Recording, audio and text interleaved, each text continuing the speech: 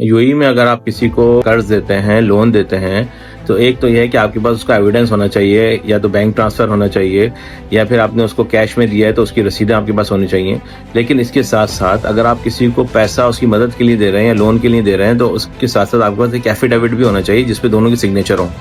तभी आप जाके कोर्ट में साबित कर सकते हैं कि आपने किसी को लोन दिया है और वो बंदा आपको पैसे ओ करता है, यानी कि उस बंदे को आपको पैसे देने हैं। क्योंकि दुबई में एक जज ने एक केस जो कि 2,20,000 दिरहम का था, जिसमें एक दोस्त दूसरे दोस्त से ये पैसे कह के मांग रहा था कि मैंने इसको over the period of some months और सम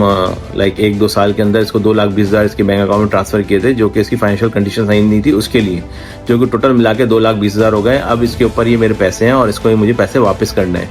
और उसने ये जो पैसे ट्रांसफर किए थे उसका सारा एविडेंस भी शो किया, क्योंकि उसने बैंक ट्रांसफर किए थे, उसने सारी रसीदें भी शो की। लेकिन जज ने ये कह के उसका केस खारिज कर दिया, रिजेक्ट कर दिया कि आपने कोई कॉन्ट्रैक्ट साइन नहीं किया, या आपने आपस में कोई ऐसी टर्म एंड कंडीशन नहीं रखी कि आप ये जो पैसे दे रहे हैं इस बंदे को, अपने दोस्त को, वो एक लोन के तौर पे दे रहे हैं जो आप उससे वापस लेंगे। तो इसीलिए इस्लाम में भी यही है कि अगर आप किसी की मदद करने के लिए पैसे दे रहे हैं तो आप लिखत पढ़त कर रहे हैं, लिखवाएं, एफिडेविट बनवाएं, हल्फनामा बनवाएं, जिसमें सामने वाला बंदा इस बात की गवाही दे कि वो आपसे पैसे अपनी मदद के लिए ले रहा है, लोन के लिए ले रहा है, और बाद में उसको ये पैसे आपको वापस करने हैं। तो ये एक इन्फॉर्मेटिव न्यूज़ है, लोग बताएं, शेयर करें, sharing is caring. Thank you.